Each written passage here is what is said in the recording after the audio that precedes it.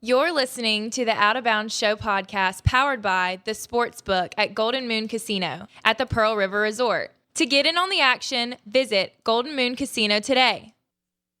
WRKS Pickens Jackson. You ready? Let's go! 10, 9, 8, 7, 6, 5, 4, 3, 2, 1. Now live in the Bank Plus studio, where college football meets the all lifestyle. Ladies and gentlemen, This is the Out of Bounds Show with Bo Bounds, streaming around the world live at the Out of Bounds radio app and on your radio at ESPN 105.9. where are you? The Zone.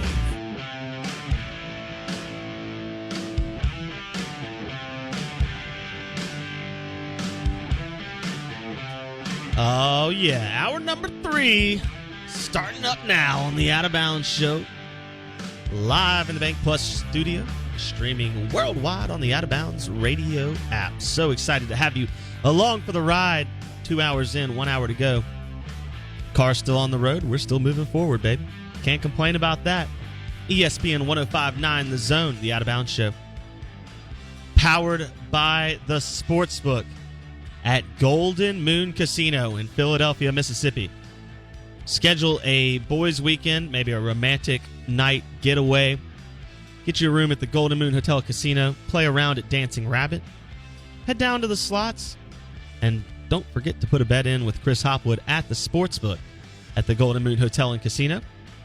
That's right. Download the PRR Sports app, and you won't even have to wait in line. You can do it straight from your phone as soon as you get on campus. That's right. It's about as easy as it gets to make a little money. You just listen to the Out of Bounds Show and Lee Sterling every week. And you head on over to Pearl River Resort. Drop you some dollars at the Sportsbook and then take Chris Hopwood's money. That's right. That's what we're here for. Dancing Rabbit Golf Club, Golden Moon Casino at Pearl River Resort. This is the Out of Bounds Show, and I am not Bo Bounds. Blake Scott filling in for the incomparable one. Trying to do my best to fill your morning with a little sports talk magic. So far, we've talked a little college football in the Alliance as the Pac-12 and the Big Ten and the ACC try desperately to remain relevant as the SEC essentially becomes NFL Junior. And so the rest of the league trying to keep a foothold on a little bit of control in college football. We'll see how that plays out as we continue marching forward towards what is inevitable college football playoff expansion at some point in the near future.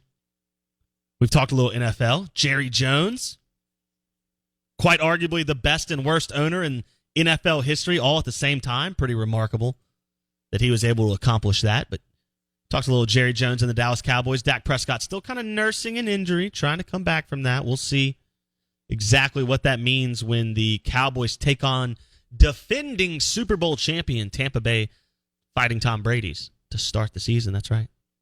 Cowboys and Bucks to start the season, and no rest for the weary, so to speak, as Dak Prescott's going to take the field fresh off an ankle injury, perhaps dealing with a shoulder injury, and he only gets to face one of the toughest defenses in the NFL from last season, the Tampa Bay Buccaneers. We'll see how much of that holds over for this year. Just listen to an interview from Lee Sterling on the Modelo guest line. And for those of you who have listened to the show for any amount of time, you know that Lee joins us all football season, and he'll hit a few things in March Madness and things like that. But we're a heavy football Lee Sterling show. I know he does tons of basketball and baseball and they do UFC and all kind. Pretty much he handicaps almost anything you can bet on when it comes to sports betting. But we focus on the football with Lee Sterling. We had an incredible interview with Lee, just 8:30, that if you missed it, you're going to want to go check it out on the podcast, because it is truly a fantastic interview. Lee takes us through kind of his birth into the industry, from kind of picking games with less science, less information when he was with his dad as a younger man, and then turning that into a business in college and kind of utilizing, again, it's all about, we talk about this all the time, it's about who you know, not necessarily what you know. When you think about coaching, how many times do coaches hire who they know, right? That's kind of the issue, is that there's so much nepotism in football, and in sports in general, but specifically in football. There's so much nepotism that it can be hard to get new blood, fresh blood, new ideas into the building at times. Some coaches are better at that than others. But you look at what Mike McCarthy and the Cowboys did last year. He hired Mike Nolan as DC because he was friends with Mike Nolan. He knew Mike Nolan well. And what happened? Mike Nolan might as well have been dead because that defense was atrocious. It didn't even exist. Right? And let's look at LSU. Ed Orgeron, Bo Pelini. Ed Orgeron hires Bo Pelini without even interviewing him. Why? Because he knows Bo Pelini. He knows Bo. And what happens? They give up 700,000 yards to Mississippi State en route to one of the kind of most embarrassing seasons in LSU defensive history last year. And he was immediately fired for a guy who's never called a play. So there you go. The point of all that is to say that Lee had a couple buddies, college fraternity brothers, who were in sports talk radio, and that kind of spawned his career in sports gambling because he went from a guy who liked to talk about sports gambling or kind of dabbled in it, right, on the side as a hobby, to now, 30 years later, he's arguably the most successful handicapper in the country. So really an incredible interview with Lee, and he talked about something that I want to bring up and ask our listeners. So if you're on the airwaves, you want to join us on the Mississippi Ag John Deere Tractor text line. It's 601-885-3776. 885-3776, the Mississippi Ag. agup.com, John Deere Tractor text line. Visit agup.com for a location near you. If you want to weigh in, I have this question. Lee talked about the pizzeria, right? The bookie in the pizzeria, or the bookie, that kind of ran the college bar, right? He was in that one bar in your town. Was there any job that was both more mysterious yet more enthralling than the bookie back in the day?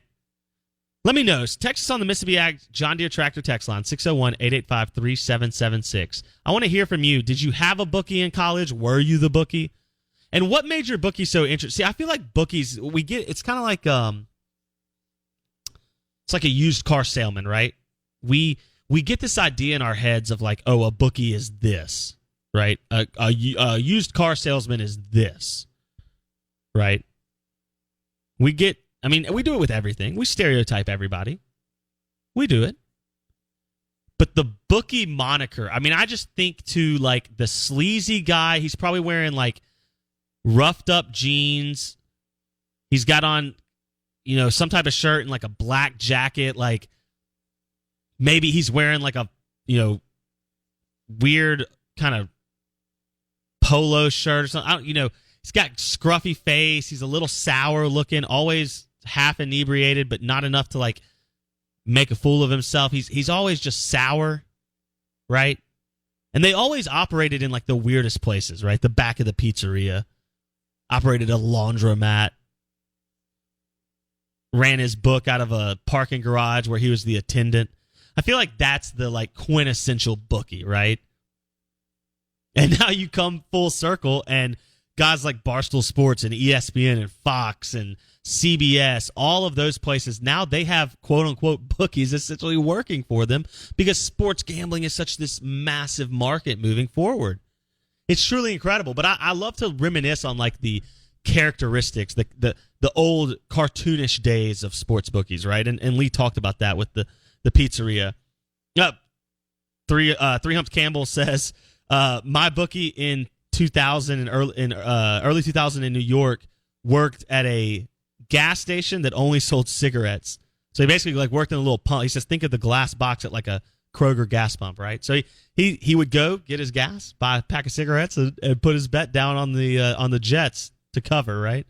I think it's just funny to me. Like sports gambling has come such a far way because it used to be a degenerate kind of looked down upon activity. And now we've got places like Covers.com and Vegas Insiders, and you see gambling shows on ESPN and Fox and CBS. And it's truly remarkable. Even NFL broadcasts have been referencing lines now, and college games have referenced lines and backdoor covers. And it's truly a remarkable evolution in sports gambling. But I want to hear from you. Have you used a bookie? Did you have a bookie?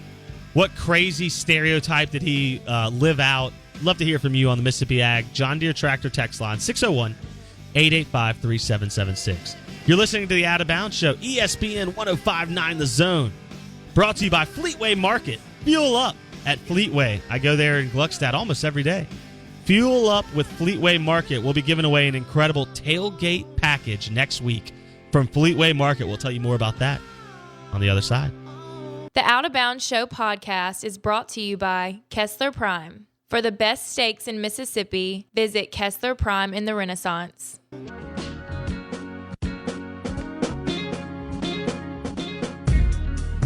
Uh-oh. I think we may have hit it rich. I feel like the first guy who moved to California and accidentally found gold. Stuck my shovel in the ground and oil spouted out. ESPN 105.9 The Zone, the Out of Bounds Show, live in the Bank Plus studio. Blake Scott filling in for Bo Bounds today as we take a trip down memory lane with some cool interviews and discuss the hottest topics in college football and the NFL. Right now we're talking sports gambling because we had Lee Sterling on. Handicapper extraordinaire. And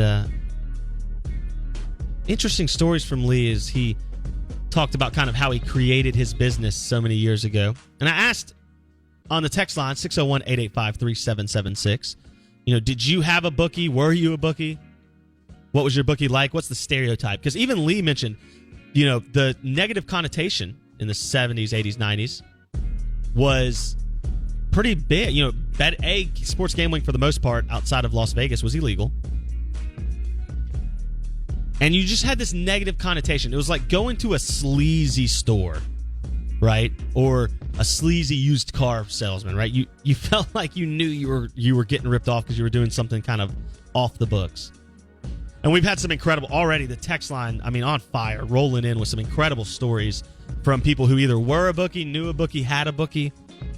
Incredible. I just want to hit some of these. So we talked about Three Humped Camel, how his bookie worked out of a gas station booth. Drug Dog says his bookie was an MSU student in the 80s. He would take checks. Can you imagine writing a check for your sports gambling? That's incredible. Writing a check. That's amazing. Louvier talks about his bookie down in New Orleans in the Bayou St. John area where he was a fixture. Said he went by Sam, but nobody's really sure what his real name was. Oh, man. Everybody had the assigned number. See, that's how it was with the one guy I knew in Starkville when I was there. Ironically, his name was Sam also, but I know that was his real name. You had a number. You were given a Rolodex number, essentially. So, it'd be like A, 1 through 100, and B, 1 through 100, and C. So you might be B 36, right? And so when you call in, or you text in, or you show up and you want to place that bet, you're placing it under B 36, right? Or C 71, whatever. Louvier says he bought you a beer every time, whether you're paying your losses or collecting your winnings. Yeah, that sounds funny. RT on the Mississippi Ag text line says his bookie was located at a rough pool hall. You would get a sheet with the daily lines, and you'd fill out your bets on basically what was a waiter pad from a restaurant. He would add 10% juice to losing bets. Tons of action. That's very funny. Very funny. One texter, unnamed texter, says his father was a bookie. Ran it out of a pool hall. And everybody used a fake name that only he knew. So, it was a roster, basically. You'd sign up, and my name's Blake, so I'd sign up, and he'd have my name, Blake Scott, and next to it might say Jimmy. So when I came up, I would make my bets under Jimmy. Jimmy Two Shoes. Place my bets. That's hilarious. Truly, these stories are so funny because to me, the bookie, it's like the Fonz, right? It's this overdone character because when you say the word bookie, you think of just a degenerate, no good shark. Somebody who's like, hey, you got to pay up or I'm going to break your legs. You know what I mean? Like somebody like that. I love it. I love the idea of that character, right? Because, that's what sports gambling was. Woodrow says Jimmy the Greek. Yeah, Jimmy the Greek seemed a little sleazy, but he was probably a nice guy. But I think that's kind of when you're dealing with money and you're specifically dealing in a gambling sense, here's what you have to remember. Most people lose. That's why it feels sleazy. That's why it feels wrong, is because the majority of people don't win. They lose. Most gamblers are innately losers because when you gamble, you're playing against the house. That's why Lee Sterling's 50, 51, 52, 53% win rate, when he gets it even up higher, 54, 55, that's industry leading. It's industry leading because most of the time you're guessing the future. We can do all of the research, and that's the thing. Lee is giving you the single best educated guess, but it's still a guess. It's still a guess. Or guess, excuse me. I'm thinking of guest as in on the show. Still a guess. So you're still predicting the future. So you're playing against odds that are tough to beat. But once you start getting knowledge and you can make smart, intuitive, again, you take guesswork out of it. You try to get it down to the single most manageable variables and then say, all right, now I can make an educated decision. Back in the day, you just walked up to the bookie and said, hey, I like the Eagles over the Cowboys plus 4.5 or minus 4.5, whatever. You know, I like Mississippi State to cover against LSU. Plus 75. No, that's the idea. I love these texts. Mississippi Ag John Deere Tractor text line. We're talking bookies. 601-885-3776. Yeah, most guys walk in head down when they have to finally pay up. That's right. You didn't want to go see your bookie when you were down a couple stacks, right? You didn't want to go see your bookie like that. I love this. Look, Bigglesworth says when our bookie was busted and got arrested, all the clients came together and pooled cash to bail him out. You gotta get that bookie. I gotta get my bets in, baby. Can't get my bets in if my bookie's sitting in the county jail. Come on now. I love that. Look, that's community, right? That's family right there. Come together as the bet-making clients and say, we're going to bail our bookie out of jail. Got to think you had some juiced odds once he got back out, right? Hey, I got you out of the clink. Can I get 3 more points on this line? Oh man, you got to do what you got to do. I love it. Where was your bookie? I always think of bookies again like pizzerias, laundromat, like a really sleazy dive bar. Pool hall is obviously a great one because, I mean, what goes better with gambling in a pool hall? Like, you're already gambling on pool. Why not gamble on sports, right? Makes sense to me. Out of Bounds, ESPN 105.9 The Zone, live on the Out of Bounds radio app. I'm Blake Scott filling in for Bo Bounds. And I want to tell you, the Out of Bounds show brought to you by the fantastic New York-style pizzas at Sal and Mookie's. That's right. You can get a slice and a salad every day at lunch. It's quick, it's fast, it's easy, and it is delicious. A New York slice, red sauce, white sauce. They've got one of each every day at lunch. Sal and Mookie's in Madison, or Sal and Mookie's now in the district at Eastover. Fantastic lunch stop. You can get you a pizza, salad, boom, you're done. Bo and I went yesterday, got the wings. Fantastic wings. I mean, they are so good. And you get that Gorgonzola dipping sauce. I'm going to tell you something. That Gorgonzola dipping sauce make you slap somebody, all right? Stuff is fire. That's right. So check out Sal and Mookie's for lunch today, Madison or the district at Eastover. Want to hear from you. What bookie did you use? What bookie did you use? That's right. How was he? What was the stereotype that he fit? That's kind of what we're talking today as we had Lee Sterling on, handicapper to the gods, and kind of talked about his career in sports gambling. Got one more segment coming up. I want to tell you about who's coming up next on the Modelo guest line. We're going to talk to the editor-in-chief of Cigar Aficionado. That's right, David Savona. We talked to David prior to this, and just want to bring this interview back. It's an incredible interview. We haven't played it in a while, and I want you guys to check it out. David Savona, Cigar Aficionado, coming up next on the Out of Bounds show, ESPN 105.9 The Zone. Look, if you missed any of today's discussion, we had some fun discussions today from the Alliance trying to step up to the SEC from Jerry Jones running the Cowboys into the ground on the field and into the stratosphere off of it, to bookies, as we talked to Lee Sterling, handicapper to the gods, and we heard from you on the Mississippi Ag John Deere Tractor text line. Some incredible bookie stories there. Stay tuned. We got an awesome interview with David Savona coming up next. This is the Out of Bounds Show, ESPN 105.9 The Zone. Stay tuned. You're listening to the Out of Bounds Show, fueled by Fleetway Market. Whether you're on the road to the tailgate or headed up to hunting camp, stop by Fleetway Market to fuel up the car and the cooler today. You're listening to the Out of Bounds Show on ESPN 105.9 The Zone. Our next interview is brought to you by Havana Smoke Shop, 2 locations, I-55 North Frontage Road, and then Fannin Market Reservoir. Outstanding selection of premium cigars like Liga Privadas, Olivas, Rocky Patels, Drew Estates, you name it, they've got it at Havana Smoke Shop, 2 locations in the Jackson metro area. Super excited about welcoming in our next guest. If you've been listening to the show the last 15-plus years, you know that I have referenced Cigar Aficionado on many, many occasions. One, I love smoking cigars. They feature spirits and travel, but they also have all kinds of stories and profiles on sports. NFL, sports betting. Obviously, we have casinos on the show, and sports betting is legal here in the state of Mississippi.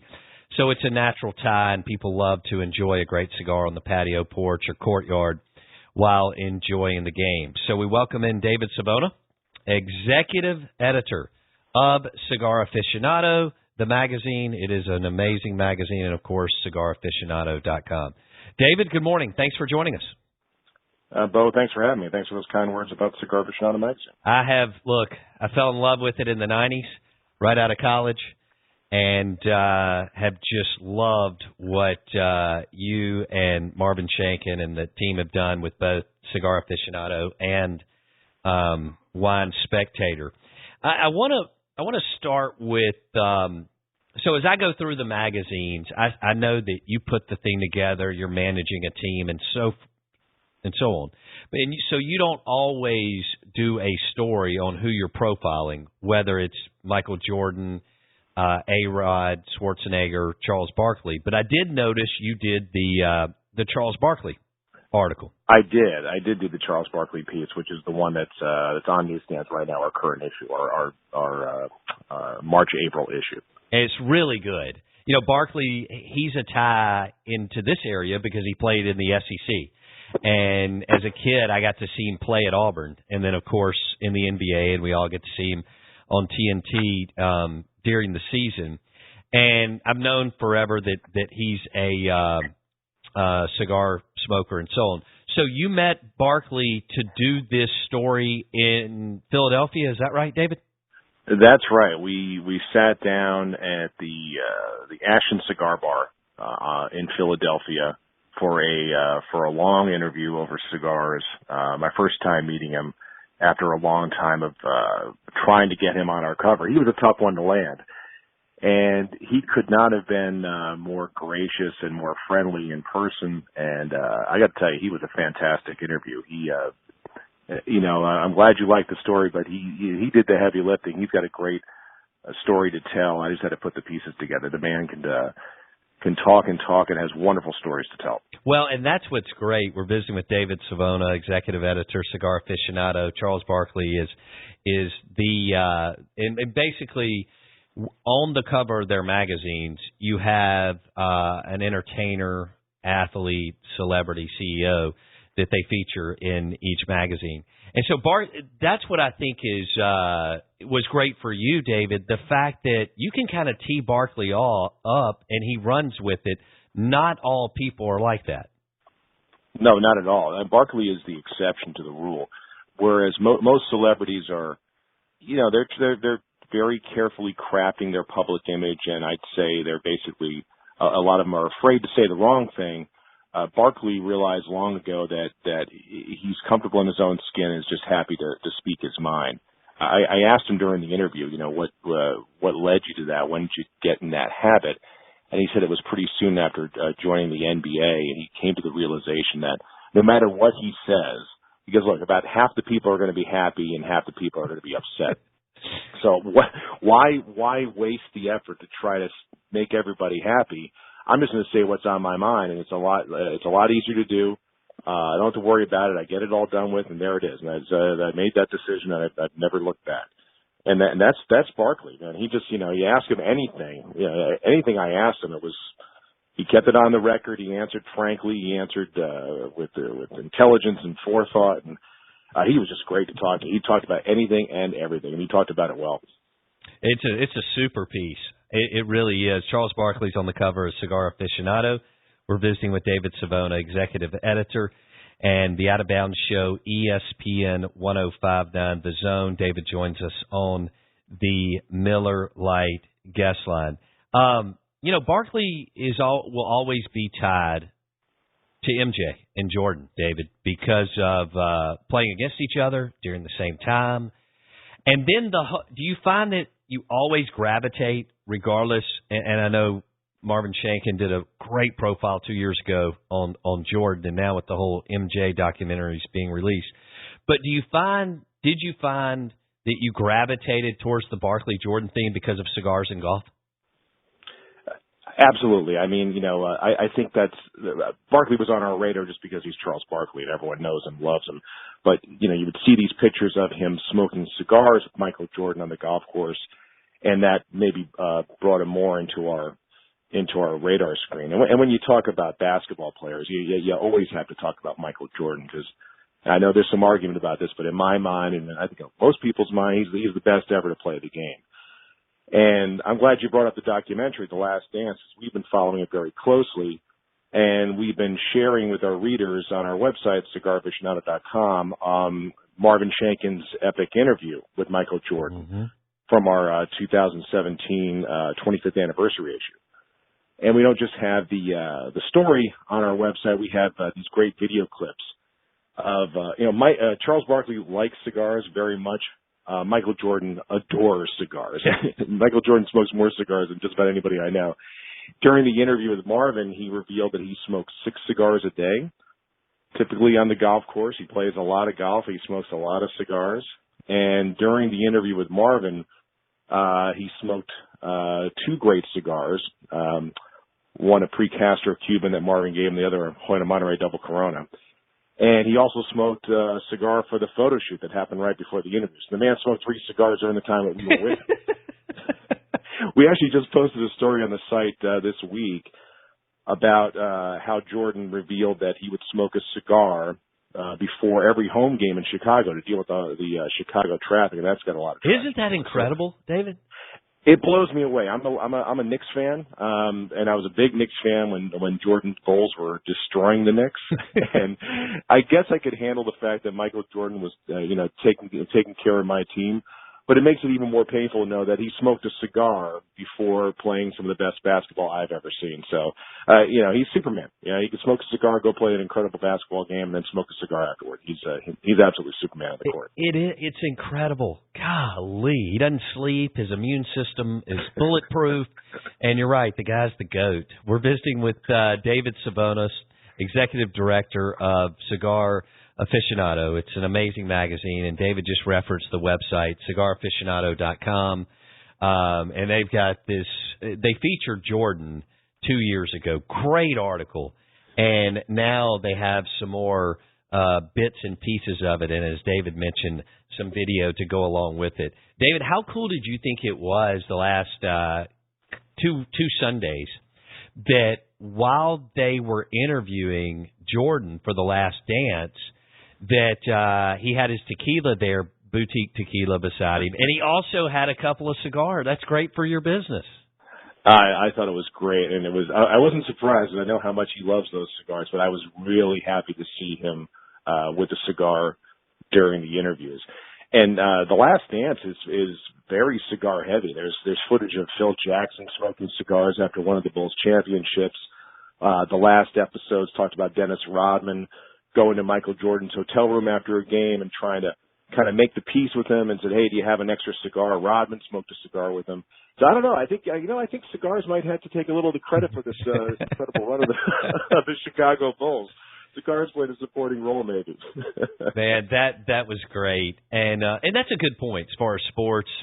Guys celebrating after championships. You see cigars in locker rooms too. But that's one thing that jumped out at me the 2 Sundays ago was, whoa, Jordan's got those cigars right there on his table. The guy just doesn't play around. We had Rocky Patel on last year.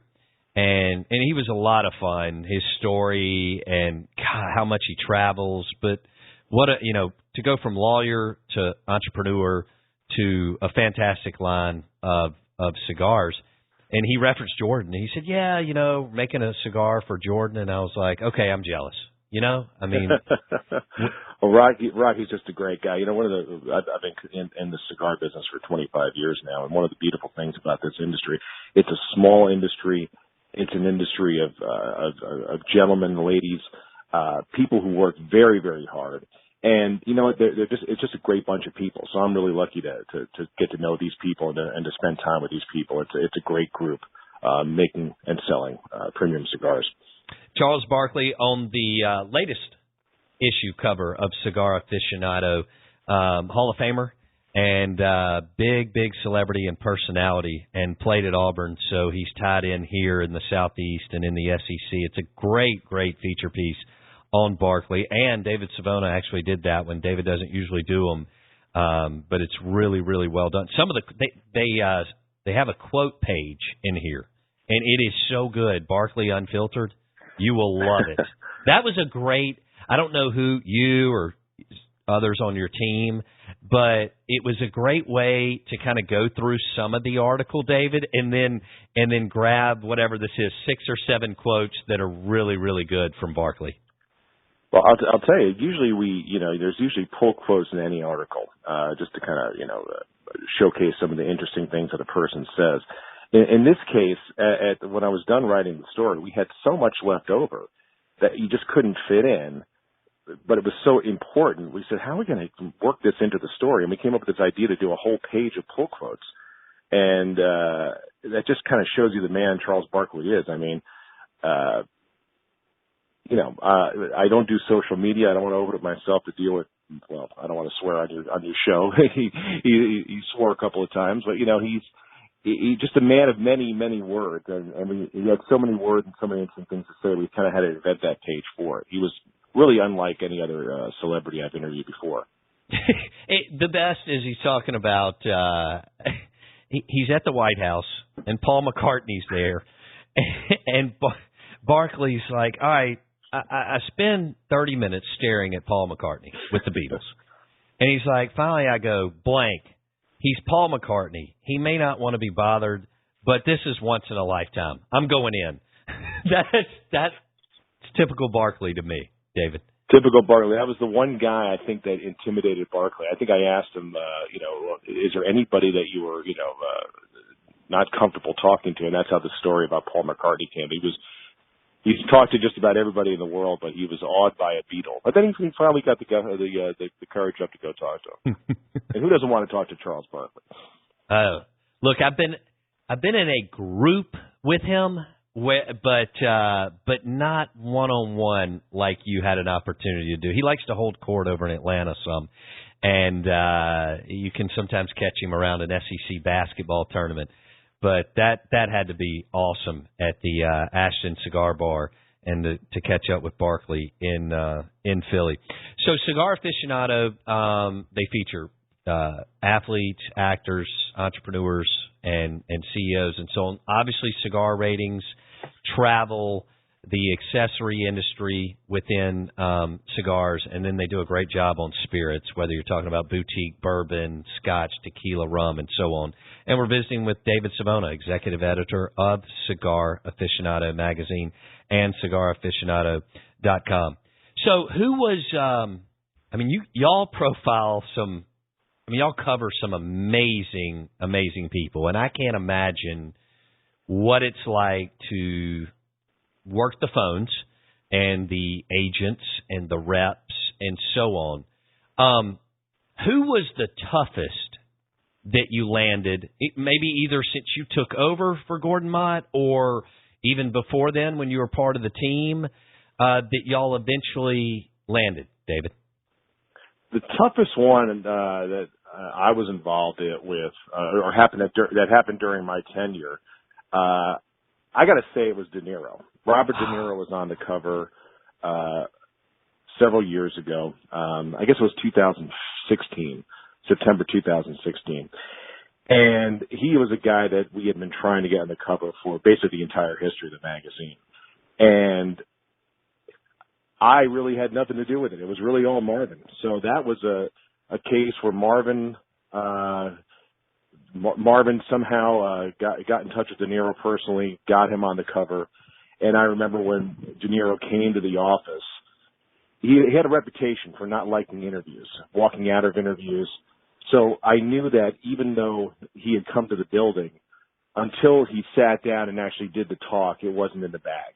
So I was nervous and I was worried about it. And I actually brought him up into the building and I said to myself, I'm not going to say a word to jeopardize this thing. So I was awed by Robert De Niro. I've grown up watching him on movies, on TV, and I knew it was a big deal. So Marvin really landed a big one with De Niro. That was probably the toughest one, I would say. Could you feel his presence, so to speak? Oh yeah. I mean, it's funny. He's smaller in person than you might expect, but immediately you see this guy that, it's like, oh my God, it's young Don Corleone. It's, it's all the roles start going through your mind. So, yeah, he certainly, even though he's a diminutive man, he has a huge presence. And then, then he started talking like, my God, it's Robert De Niro. There you go. And I just stayed out of the way and let Marvin do his magic on that one. All right, we're visiting with David Savona, executive editor, Cigar Aficionado, the magazine, and CigarAficionado.com. You're listening Out of Bounds on ESPN 105.9 The Zone, brought to you by the Premium Cigars at Havana Smoke Shop, I-55 North Frontage Road, and their new location, Bannon Market Reservoir, Olivas, Liga Privadas, La Flor Dominicanas, Fuentes, Rocky Patel's, you name it, they've got a great selection of premium cigars. So, David, you mentioned Patrick Ewing and playing for the Knicks, and that's your home team. And Ewing came up a little short. I mean, wonderful teams with Riley and John Stark and all that for years. And I grew up in the 80s as a kid following college basketball. And, of course, Georgetown Hoyas, John Thompson, Ewing, that whole crew was unbelievable. And I spent a week at Georgetown one summer as a kid. And we kept going to the gym every day, David, because we had heard, Georgetown players come back in the off season and they play. And so we were roaming around campus because we were staying in the dorm and just trying to get a glimpse of Ewing. What was it like in New York when the Knicks were rolling and the Bulls were rolling and they were going through all those awesome playoff series, David? It was the best basketball I've ever been a part of watching. It was incredible as a fan to watch that rivalry, and the anticipation was so high. And then we always thought we had it figured out. I mean, but the Bulls always seemed to beat us. It was exhilarating, and then it was heartbreaking every single time. I mean, I still can see, is it Charles Smith going up for the 3 block shots Yes. in a row? I can't understand it. See John Starks with the missed shots. That wasn't against the Bulls. That was against the Rockets, I guess. And then I could still see Ewing just missing that finger roll against the Pacers. It's like one thing after the other, just so close. I mean, but as a New York sports fan, we've had an awful lot of success. I'm also a Yankees fan, so you get a little spoiled at times. Although it's been a bit of a dry spell for a bit of a time now as a New York sports fan. Yeah, and you told me when I buzzed you, a couple of years ago, and then I finally followed up on this because I've been wanting to do it for some time. Let's tie in Eli Manning, and obviously went to Ole Miss. We're 2.5 hours away from New Orleans, so this is a big Saints town. We have many season ticket holders here, and the whole tie with Archie. You're a Giants fan too. How much fun was it to follow Eli's career? And how perfect was he as far as his demeanor, toughness, the way he could – because you know more about it than we do, but the way that he could handle being the number one guy for the New York Giants, and he was always cool and calm about it. I absolutely love Eli Manning, and I really respect what he did as a New York Giant. And I know for some reason there, I've got friends who criticize him and people who, didn't think he was the greatest of quarterbacks. And I am just so against that. He was wonderful, and he played hard. He played without interruption. He was benched erroneously by a coach who I won't even name. And then his replacement, who's a great guy, looks like he's going to be a fantastic quarterback. I think he showed how hard it is to suit up every game in the NFL. The guy got injured his first season. It's an incredibly hard game, and just suiting up and getting on that field is a achievement in and of itself. To win 2 Super Bowls, to win against the New England Patriots and Tom Brady and Bill Belichick, to stop the march of a perfect team who everyone thought was going to beat you. Yeah. I mean, and say what you want about Eli Manning, man. He stepped up in the biggest of games, the biggest situations. He made some incredible plays. No question. He's a phenomenal quarterback. I love Eli Manning. How do you feel about Eli Manning? Oh, look, his intangibles. Okay, so first of all, he's off the charts smart. He's got this demeanor that is cool, and it's kind of a little Joe Montana, all right? Because when the pressure and the stakes are high, he can figure it out. He resurrected Ole Miss. And then what he does up in New York, that's a pressure cooker. He's just got the intangibles. And then to go on the road, I thought, David, to win in Tampa Bay, to win in Green Bay, to win in Dallas and places like that, because they had to come out of the wild card. That's what I thought was special about what Eli, Coughlin, Strahan, and that whole crew were able to accomplish. Not easy for sure. A lot of times people want to boil things down to the numbers, completion percentage, interceptions, sure, all that. Sure. You mentioned intangibles. I think that's so important, and I think you definitely have to weight the games that matter more than all games matter, but some matter more than others, right? If you come up big in the big games, it's just harder to do, and that's by its nature more important. And in the big games, he stepped it up. He's a great New York Giant, I think. Fantastic New York Giant. No question. Cigars, spirits, travel, and featuring actors, athletes, celebrities. Cigar Aficionado, the magazine. We're visiting with David Savona, executive editor. David joins us on the Miller Lite guest line. You're listening to the Out of Bounds Show on ESPN 105.9 The Zone. All right, David, we got a few more minutes here. I could go over so many of the covers and the features that you've done. I'm going to segue. I'm going to be a little selfish here and go with Paul Giamatti, okay, because the show Billions, not counting everything else that he's done, but I thought it was a really, really cool article and profile of him. I think he is a brilliant, brilliant actor, and of course, the show Billions, in my opinion, is fantastic. Were you in that interview, or have you met Paul Giamatti? I met him briefly. I attended the cover shoot. Paul lives in Brooklyn, and so we did the cover shoot in Brooklyn, New York, near his home. So I went to that just to make sure the shoot was going okay, and really to meet Paul Giamatti, because I'm right with you. Billions is one of my favorite shows. Fantastic show, and Giamatti's fantastic in it. And I think he's good in everything he does. He's just one of those actors that always seems to hit it out of the park. He just always gives you that fantastic performance. Fantastic actor. And he's tied into sports because of right. his dad in Major League Baseball, right, David? That's right. Yes, father, the former commissioner of Major League Baseball. We didn't talk baseball. I wish we had. Now you mentioned, I wish we had talked baseball. We just talked cigars for a little bit, but yeah, he's part of a sports royalty, I guess, if you go back that way. Do y'all ever step back and go, wow, we've been able to to land all. I mean, it's an A-list group.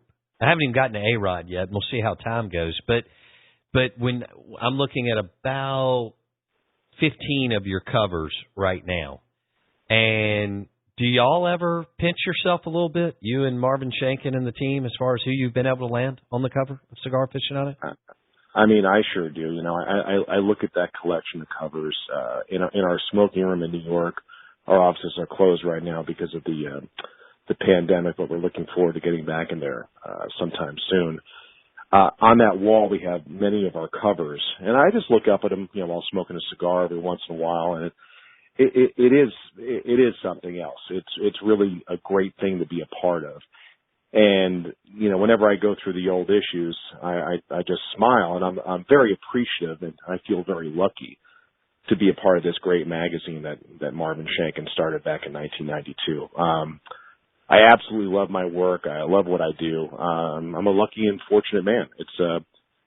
It's a very good collection of cover stars we've had, whether they were landed by, you know, Marvin Shanken or Gordon Mott or now by me. So it's a big responsibility and an honor to be a part of it. David Savona, Executive Editor, Cigar Aficionado, the magazine, and CigarAficionado.com, presented by Havana Smoke Shop. You're listening to ESPN 105.9 The Zone. This is the Out of Bounds Show. All right, well, we'll wrap it up with this then, and we hope to have you on again maybe a few months from now because there's a lot to cover. But we talk about visionaries, you know, people in sports, what Bill Belichick has been able to accomplish, what the Yankees have been able to accomplish, the Spurs in basketball, Alabama and Saban, and it takes amazing men and women. And then you think about the Apples and the Googles and so Amazons and so on. Just talk a little bit about Marvin Shanken's vision to, and this is pretty incredible, because I remember as in the 90s, you know, I'm 23, 24 years old, and I start to see these magazines, Wine Spectator and Cigar Aficionado, and I'm just blown away at how cool they are and what y'all do. Talk a little bit about his vision to do all this, David. Well, his vision is exceptional, and you know, taking his passions. You know, he loves great cigars, loves fine wines, loves good whiskey, and those passions have been turned into his three consumer publications: Cigar Aficionado magazine, Wine Spectator magazine, and Whiskey Advocate. And it's a very simple formula, but one that requires, you know, his vigilance, his demands for expertise and for excellence, and really his devotion to putting out a top quality product. And he's very much involved in everything that we do. In addition to the publications, each of those magazines that we have in the group have events. We have Whiskey Fest for Whiskey Advocate magazine. We have wine experience wine shows for Wine Spectator, and we have Big Smokes for Cigar Aficionado. And as an editor of a magazine, these consumer events are really a wonderful way for us to get a chance to see up close and personal our readers, which is a real delight as an editor to get to actually meet some of the people that read your words. You know, Marvin loves the finer things in life and turned those finer things into three incredible consumer magazines. And brilliant. Because of his vision, you know, that's all the success of M. Shanken Communications. It all comes down to Marvin's vision. Incredible. Four Roses Bourbon is one of our partners, and man, the boutique bourbon boom the last 10 years is amazing. We've been able to go up to Kentucky and see Four Roses Bourbon and Buffalo Trace and all the other, you know, 1792, and the list goes on. And it's just a lot of fun to see what's happening in the, you know, it was like single malt scotch was the thing for years, and bourbon was kind of the afterthought. Then all of a sudden we have the bourbon. It's all cyclical, but it's fun to watch and be a part of. We're in sports and entertainment. And so we get to do not everything, but a lot of what y'all do around the games as far as entertaining and having fun and tailgating and entertaining clients. Well, David, we had a great time today. It was a pleasure to hang out and interview you. Love what y'all do with Cigar Aficionado and Wine Spectator and Whiskey Advocate. Hope y'all stay safe. And like you said, when this thing passes, it's going to be one hell of a celebration. I know New York's been hammered, but I know that it will come back and come back strong as the culinary capital, among other things, in the world. So David Savona, executive editor of Cigar Aficionado, the magazine, and then check out their work on CigarAficionado.com. And they do a great job, too, on Instagram and Facebook, just kind of letting you know what they're doing as far as ratings and featuring different things and people and so on. David Savona on the Out of Bounds Show, ESPN 105.9 The Zone, brought to you by Havana Smoke Shop, Four Roses Bourbon, and Miller Lite.